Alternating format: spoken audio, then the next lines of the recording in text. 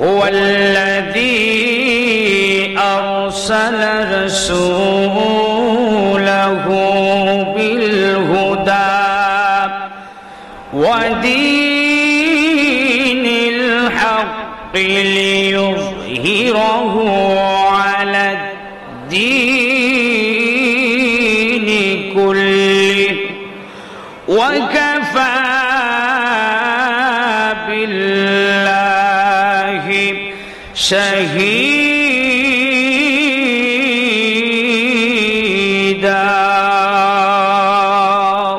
আল্লাহ বলতে লাগলেন যে তিনি আল্লাহ, যিনি হেদায়েত এবং সত্য ধর্ম সহ তার রাসূলকে প্রেরণ করেছেন, যে তিনি তাকে সকল তথাকথিত ধর্মের উপর জয়ী করে দিলেন। আমার রাসূলকে যত ধর্ম আছে পৃথিবীতে সমস্ত ধর্ম থেকে কি করে দিয়েছেন? জয়ী করে দিয়েছেন। ইন্নাদ দীনা ইনদাল্লাহিল ইসলাম, আল্লাহর কাছে একমাত্র মনোনীত অ্যাকসেপ্টেবল রিলিজিয়ন ধর্ম হচ্ছে ইসলাম। এর উপরে কোনো ধর্ম নাই।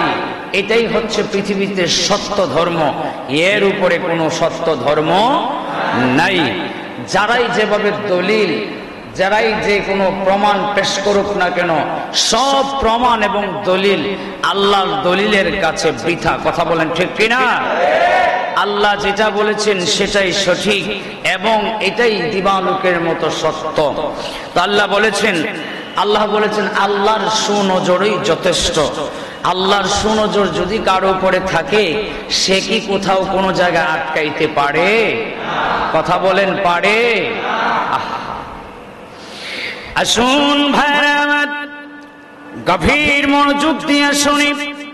আল্লাহ রাব্বুল আলামিন পবিত্র কোরআনুল কারীমে ঘোষণা দিয়েছেন, আমি তোমাদের কাছে একজন নবী পাঠিয়েছি, একজন রাসূল পাঠিয়েছি।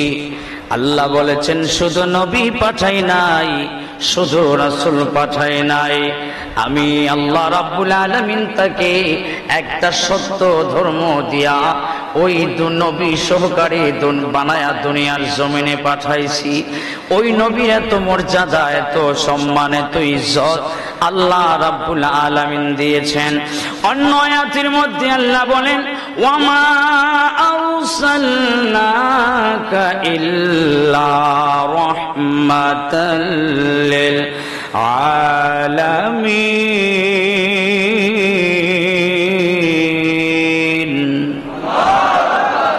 আর এই আয়াতের মধ্যে আল্লাহ বলেন, ইন্না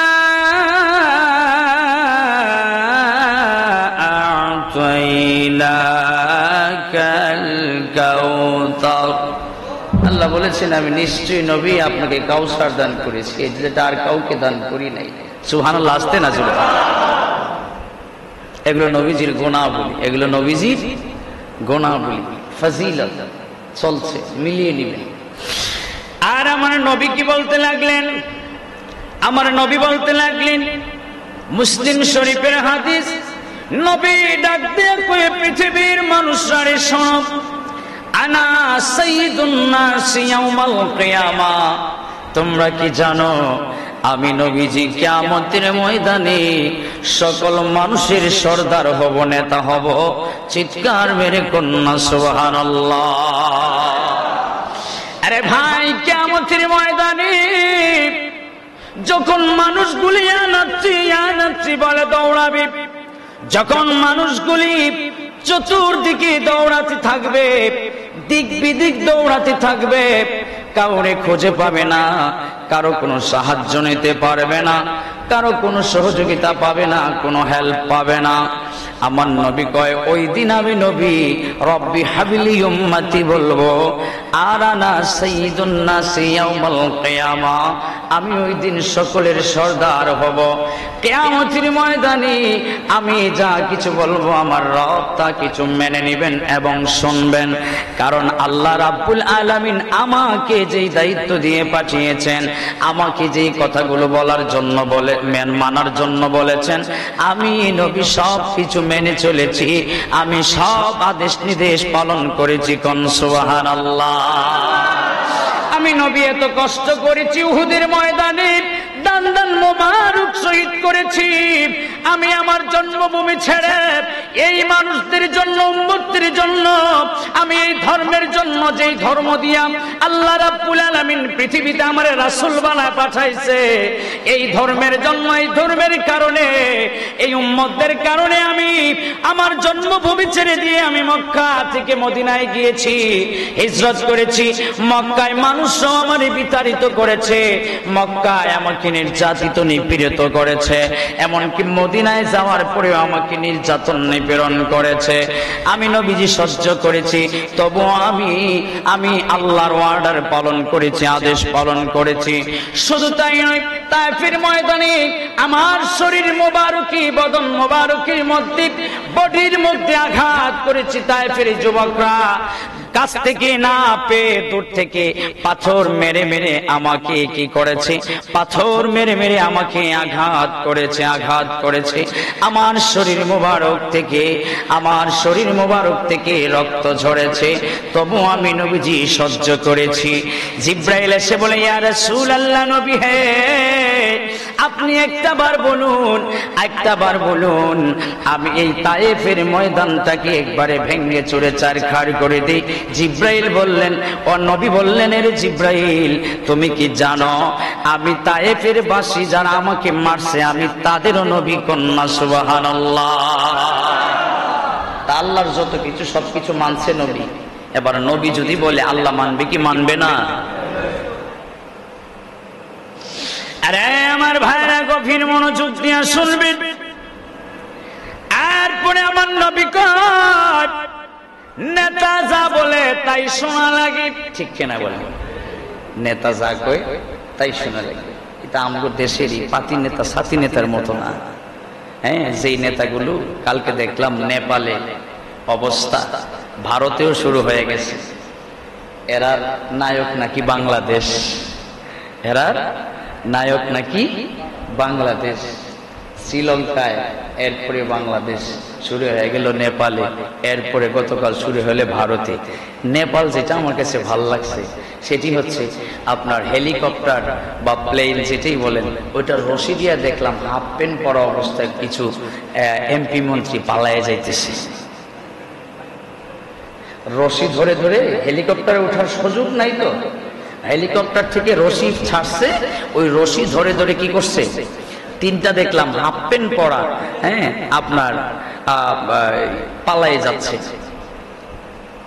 তো নেতৃত্ব অথবা ক্ষমতা পাওয়ার পরে যদি তুমি ভুলে যাও যে মানুষ কিছুই নয়, প্রজা যারা আছে তারা কিছুই নয়, আপনি জানেন না। যদি কথাটার কোরআন হাদিস পরিপন্থী, আমাদের দেশে একটা কথা আছে যে কোনো একটা দলের, সেটি হচ্ছে জনগণই সকল ক্ষমতার উৎস। যদিও কোরআন হাদিসের পরিপন্থী কথাটা, কিন্তু আপনি দেখবেন জনগণই আপনাকে সিংহাসনে বসাইতে পারে, আবার জনগণই আপনার সিংহাসন থেকে টেনে হিচড়ে নামাইতে পারে। কথা বলেন না, ঠিক কিনা? এই দেখুন না নেপালের পরিস্থিতি, কি করছে জনগণ। সেজন্য ক্ষমতা পাইলেই মানুষের উপরে নির্যাতন, নিপীড়ন, নির্বিচার ভাবে মানুষকে গালাগালি, মারামারি এগুলো করা যাবে না। এটা আমাদের শিক্ষা নেওয়া দরকার। কথা বলেন, ঠিক কিনা? আরে পৃথিবীর মানুষ, বাইতুল জান্নাত কেন্দ্রীয় জামে মসজিদের মুসল্লিরা শুনেন, নবীজি যদি বলতেন, ওগো আল্লাহ, আমি সারা পৃথিবী শাসন করব, সারা পৃথিবীর ক্ষমতা আমাকে দেন, এমন ধনী আমাকে বানায়া দেন, যেই ধনী আমাকে বানাইলে পরে সারা পৃথিবীর মানুষের সেবা আমি করব। আল্লাহ রাব্বুল আলামিনের কাছে এমন কোন চাহিদা আমার নবীর ছিল না। নবীর যা ছিল তাই দিয়েই সেবা করেছে, নবীর যা দিয়েছিল তা দিয়ে রাষ্ট্র পরিচালনা করেছে। আমার নবীর যুগেও রাষ্ট্র পরিচালিত হয়েছে, আমার নবীর যুগেও রাষ্ট্র, সাহাবীর যুগেও রাষ্ট্র পরিচালিত হয়েছে। হযরত উমর কোন দিক থেকে কোন দিকে চলে যায়। হযরত উমর রাদিয়াল্লাহু তাআলা আনহু, কিছু মানুষ আসলো দূর থেকে তার সাথে দেখা করার জন্য। আয়েশা খবর নিল ওমর কোথায়। ওমর তো রাষ্ট্রনায়ক, কয় যায় দেখো সামনের ওই মাঠের মধ্যে আপনার মাথার নিচে ইট অথবা পাথর দিয়া দেখবেন মাটিতে ঘুমায় রইছে,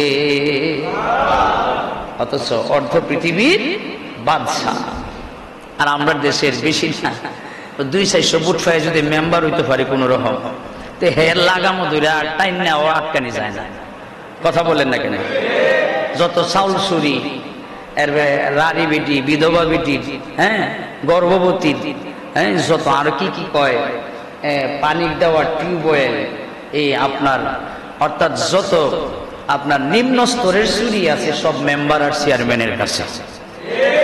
কথা বলেন না কেন? আল্লাহু আকবার। আর ফাতি নেতা সাথী নেতার দ্বারাও এই সমস্ত কাজ কারবার। হ্যাঁ, মেম্বার চেয়ারম্যান ভালো আছে না নাই? না থাকলে তো দেশটায় চলতেছে না, ভালো আছে। দেখবেন একটা সময় যায় এই বিধবা মহিলার ভিজিটিং কার্ডের না ভিজিটি কার্ড জানি এটা ভিজিটি কার্ডের চাল মেরে খাওয়ার জন্য ওই মেম্বার ছিল বহুকাল মেম্বার, দেখা যায় একটা সময় যায় প্যারালাইসিস হয়ে যায়। দেখেন নাই মনে হয়? চেয়ারম্যান দেখা যায় লন্ডন আমেরিকার চিকিৎসা নিয়েও ভালো হইতে পারে না। কথা বলেন। আমার ভাইরা, এই জন্য মদিনার সনদ আছে, মদিনার সনদ দেখে না, ওই মদিনার সনদ দেখে বাংলাদেশটা যদি কায়েম করতে পারো, মদিনার সনদ অনুযায়ী যদি বাংলাদেশটা চালাইতে পারো, আমি বলি বাংলাদেশের উজ্জ্বল সময় সামনে আসতেছে। এই জন্য আল্লাহর কাছে দোয়া করি, আল্লাহ এই দেশে যারে আপনি নেতা বানায়া দিবেন সে যেন আপনার রহমত আর বরকত দিয়া ভরপুর থাকে, আর যেন মদিনা সনদ দিয়া দেশটারে চালাইতে পারে। সকলে বলেন আমিন।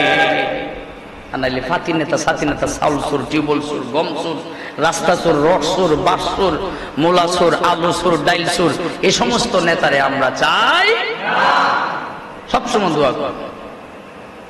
আরে মুসল্লিরা, যেহেতু কথা আসছে আরেকটা কথা বলে দিই, যদি কোন চোর বাটপারে ভোট দিয়ে আপনি যদি তার ক্ষমতায় বসান, এই ভোটের কারণে জবাবদিহিতা আল্লাহর কাছে করতে হবে।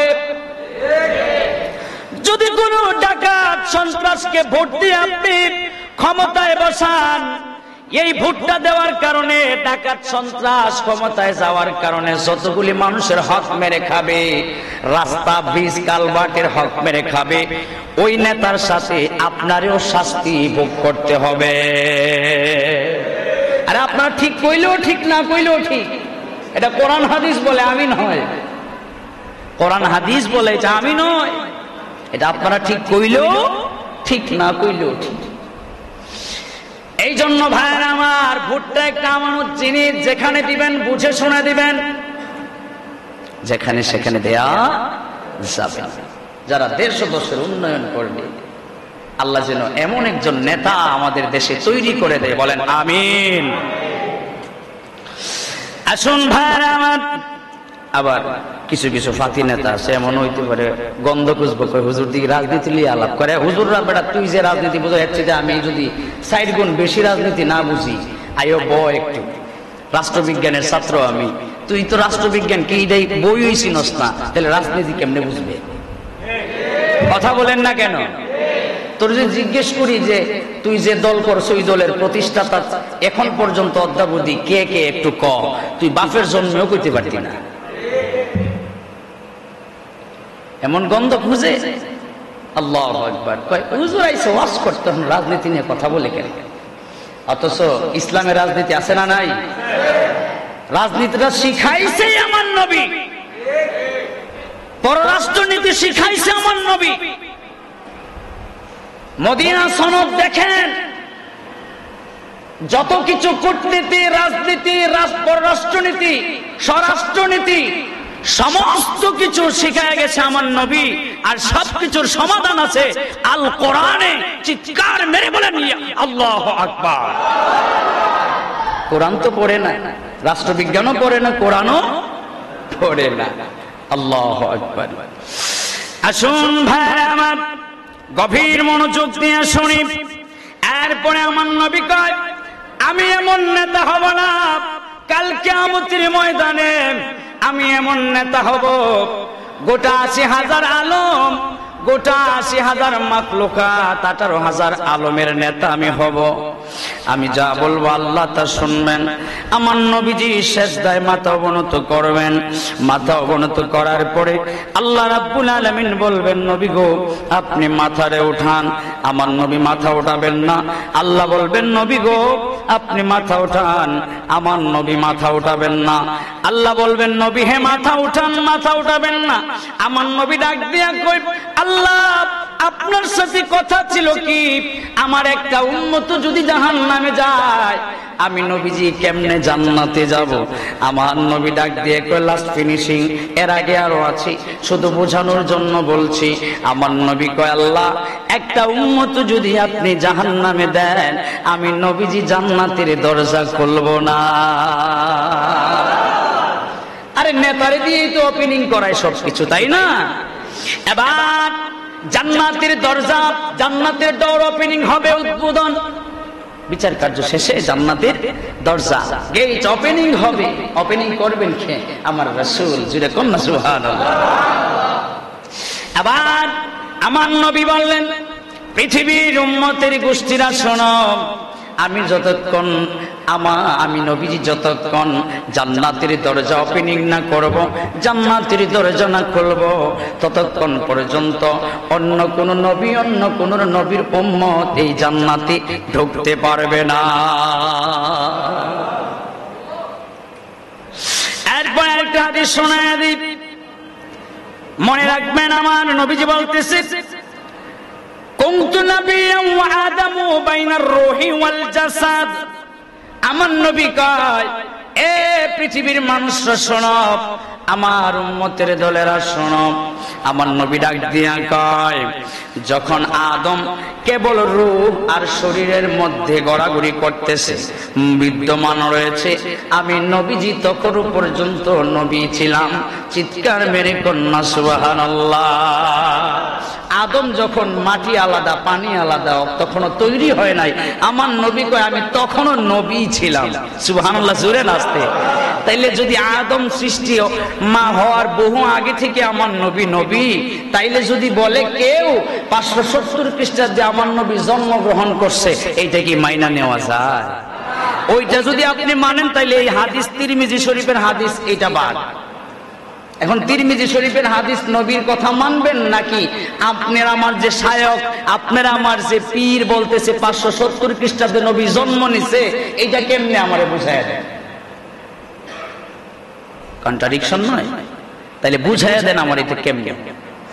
আমার নবী কয়, যখন আদম নবী মাটি আর পানির মধ্যে গড়াগড়ি এখনো বিদ্যমান, এখনো বডি তৈরি হয় নাই, আমার নবী কয় তখনও আমি রূহের জগতে নবী। কোন সুবহানাল্লাহ।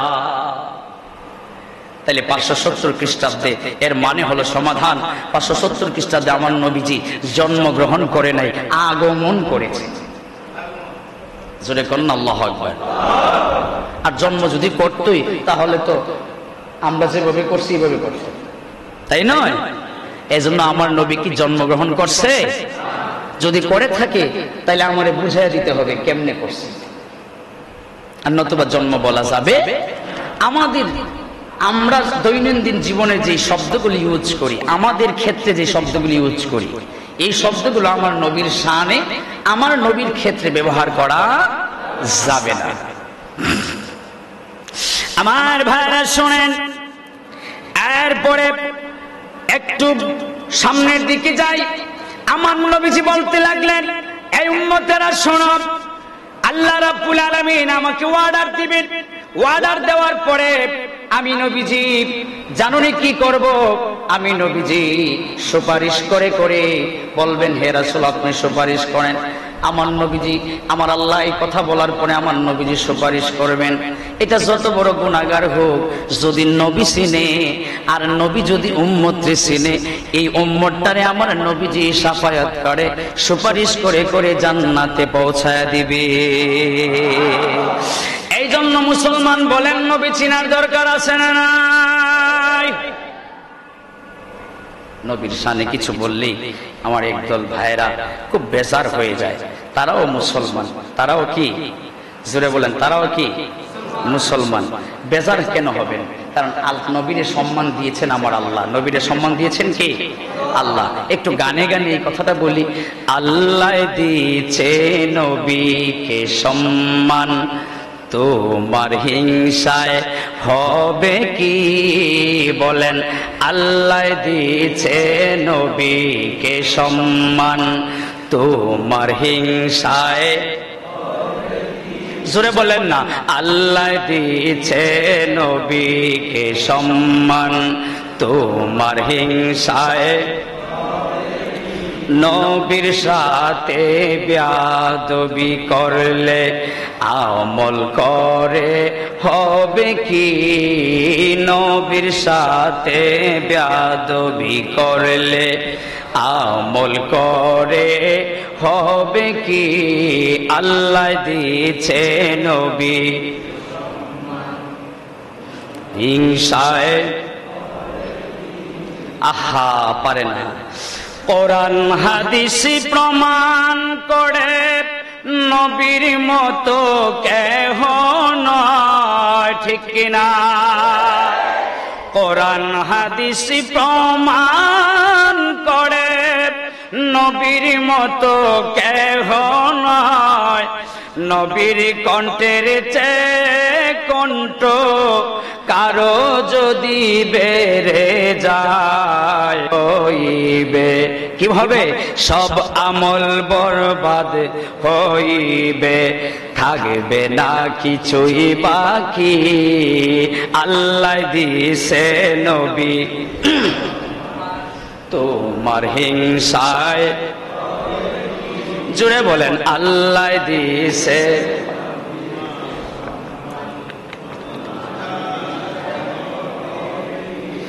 নবীজিকে তাজিম করা ইমানদারের নিশানা।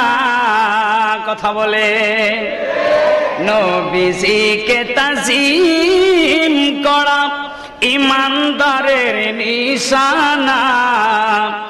ইমান ছাড়া নামাজ রোজা কিছুই কবুল হবে না। নবীজিকে ভালোবেসে দিদারের আশায় থাকি। নবীজিকে ভালোবেসে। আমার ভাইরা গভীর মনোযোগ দিয়ে শুনবেন গো। আল্লাহ এত ইজ্জত দিয়েছে, এত সম্মান দিয়েছি, আপনার আমার হিংসায় কি হবে? আমার যে ভাইরা হিংসা করে তাদের হিংসায় কি বা কাজ হবে? কারণ সম্মান তো দিয়েছেন আমার আল্লাহ, ঠিক কিনা বলে? নবী তো দূরের কথা, এলাকার গ্রামের সমাজের কোন মানুষকে যদি আল্লাহ রাব্বুল আলামিন সম্মান দেয়, ওই সম্মান মানুষে বদনাম করে গীবত করে কমাইতে পারে না। কথা বলেন ঠিক কিনা? আরে ভাইরা আমার শোনেন, গভীর মনোযোগ দিয়ে শুনবেন। আমার নবীজি ডাক দিয়া কয়, আমি জান্নাতের দরজা ওপেনিং করব, জান্নাতের দরজা উদ্বোধন করব। জান্নাত যখন উদ্বোধন করব, এক এক করে সবাই জান্নাতে ঢুকবে। আমি নবীজি সুপারিশ করে করে আমার সব উম্মত নিয়ে জান্নাতে যাব। একটা উম্মত যদি জাহান্নামে থাকে, আমি নবীজি এটা সহ্য করতে পারবো না রে বাবা। এ ভাই আমার, এই জন্য বলি নবীকে চিনেন, নবীকে চিনেন। নবীকে যদি বলি কেমনে চিনব হুজুর? নবীকে চিনবেন নামাজের মাধ্যমে। নবীকে যদি জিজ্ঞেস করেন হুজুর কেমনে চিনব? নবীকে চিনবেন রোজার মাধ্যমে। যদি বলেন নবীকে কেমনে চিনব? নবীকে চিনবেন জিকিরের মাধ্যমে। যদি বলেন হুজুর নবীকে কেমনে চিনব? নবীকে চিনবেন হলো আপনি দুরূদের মাধ্যমে। নবীকে যদি বলি আপনি কেমনে চিনবেন? যদি জিজ্ঞেস করেন চিনবেন, তাইলে আমি বলবো নবীকে চিনবেন সুন্নাতের মাধ্যমে। যদি নবীর সুন্নাত কায়েম করতে পারেন আপনার ঘরে, আপনার সমাজে, আপনার রাষ্ট্রে যদি আপনি কায়েম করতে পারেন, তাইলে আপনি নবীকে চিনবেন। বাবারে, আপনি যদি নবীকে চিনেন, নবী আপনাকে চিনবে। কোনো একদিন দেখবেন আপনার ভাঙ্গা গড়ে দয়াল নবীজি সশরীরে হাজির হয়ে আপনার দিদার নসিব করায়া দিছে।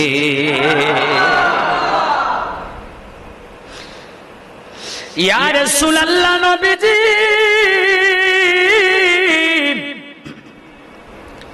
ইয়া হাবিবাল্লাহ নবী গো, আপনারে কেমনে পাবো?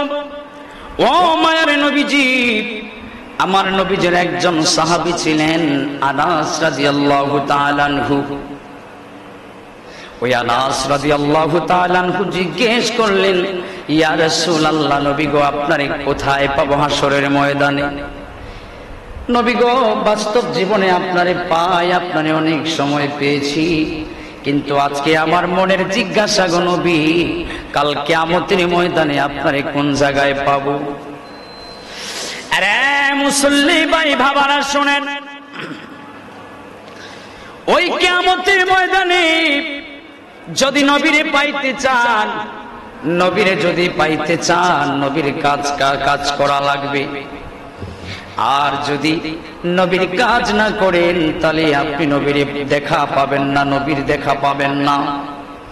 ভাইরা আমার, হযরতে আনাস খুব ছোট বয়সেই আমার নবীর খেদমত করা শুরু করেছিলেন। আনাসের মা আনাসকে দিয়া নবীর খেদমতদারিতায় নিয়োজিত করে রেখে দিয়েছিলেন। এবার নবীজি 10 বছর আমার নবীকে খেদমত করেছে আনাস।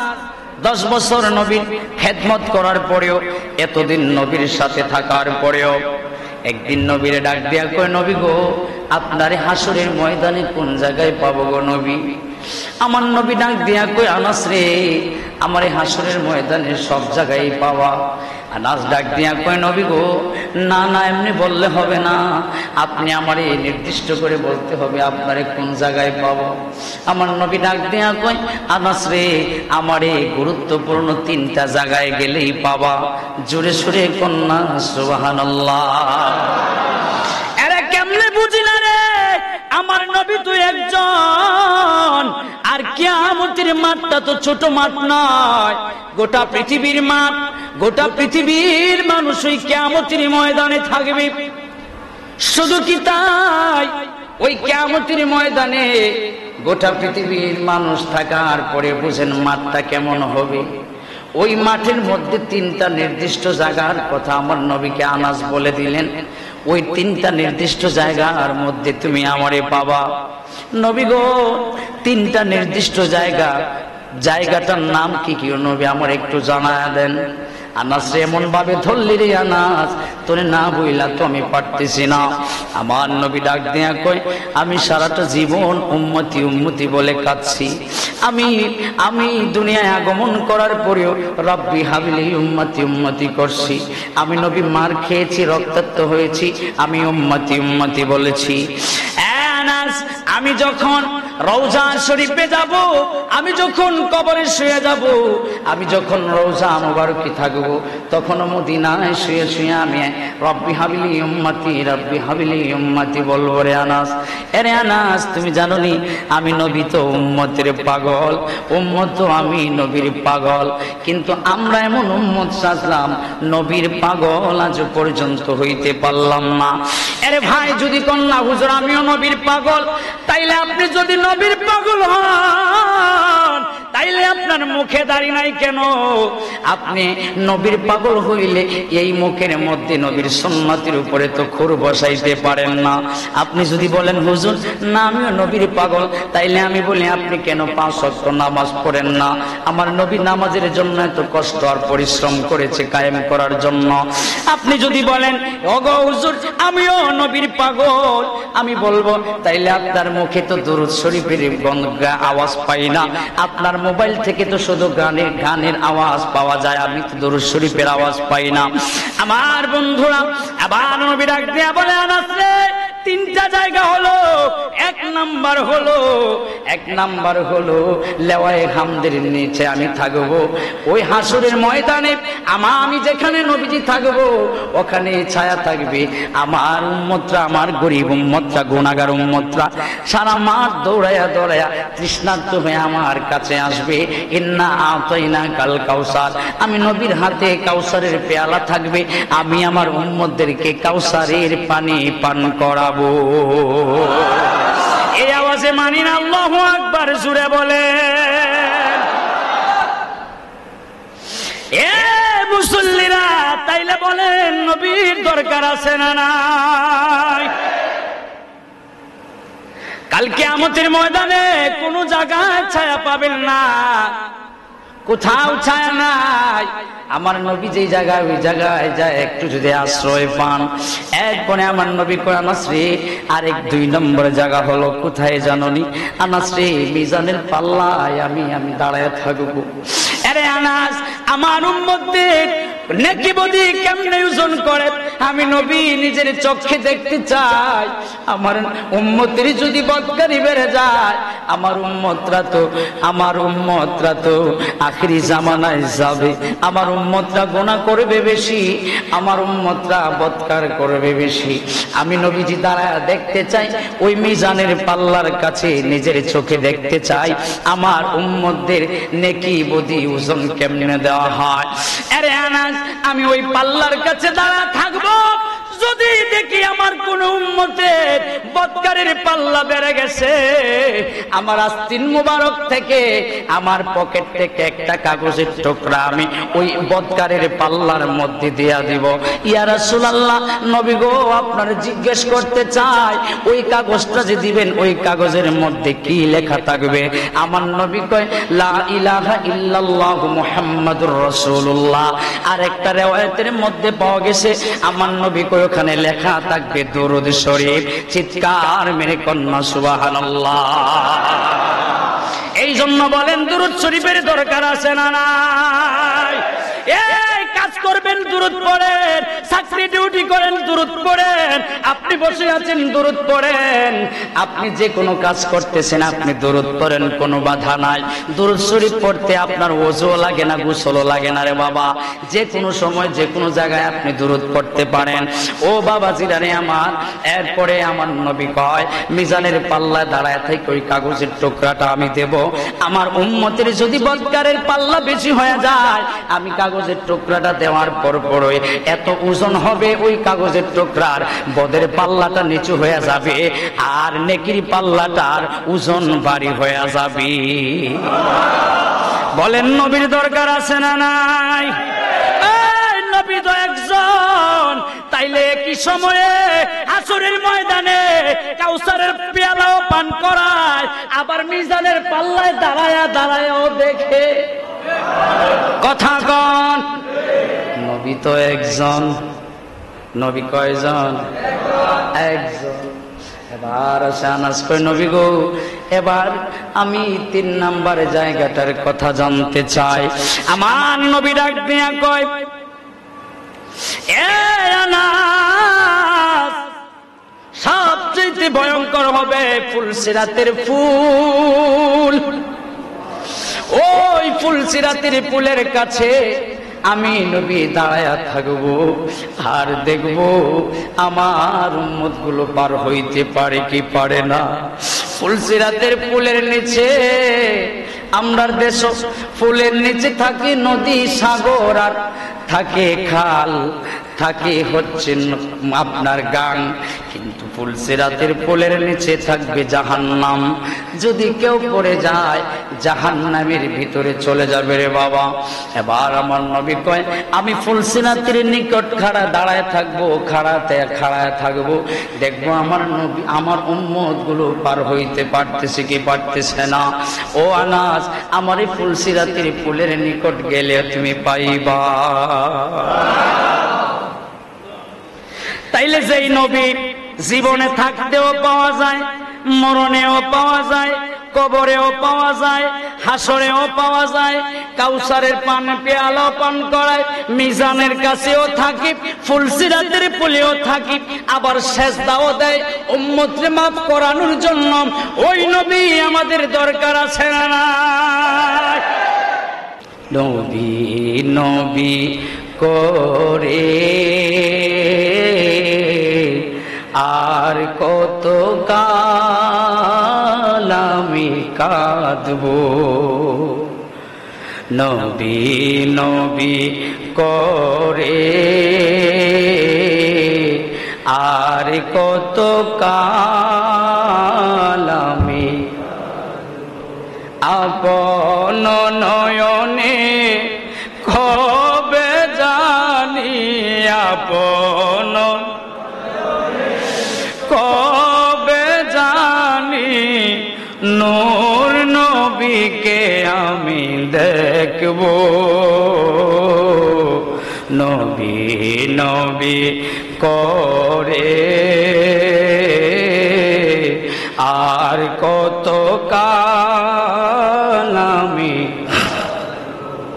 নবী নবী করে আর কত কাল আমি। আবার বলেন, আপন নয়নে কবে জানি, আপন জোরে নূর নবীকে আমি দেখব, নবী নবী করে আর কত কাল আমি কাঁদব। আমরা নবী দেখতে চাই কি চাই না? যদি নবী দেখতে চান তাহলে সব আমলের পরে একটা আমল আমি বলি, তাহাজ্জুদের সময় গভীর রাতে উঠে যান। এই গভীর রাতে উঠে তাহাজ্জুদের নামাজ পড়ে এই গজলটা, অথবা আপনি আপনার নিজের ভাষায় একটু কথাগুলো ছন্দে ছন্দে মিলিয়ে সেজদায় গিয়ে আপনি বলতে পারেন, অথবা সেজদা ছাড়াও বলতে পারেন। গভীর রাতে আপনার সাথে নবী কামলিওয়ালার সাক্ষাৎ হতে পারে কি পারে না? বেশি বেশি দরুদ শরীফ পড়বেন, বেশি বেশি দরুদ শরীফ পড়বেন। নবী কামলিওয়ালার দেখা আপনার সাথে হতেই হবে, হতেই পারে। আল্লাহ পাক যেন আমাদেরকে কবুল করেন, সকলে বলে আমিন।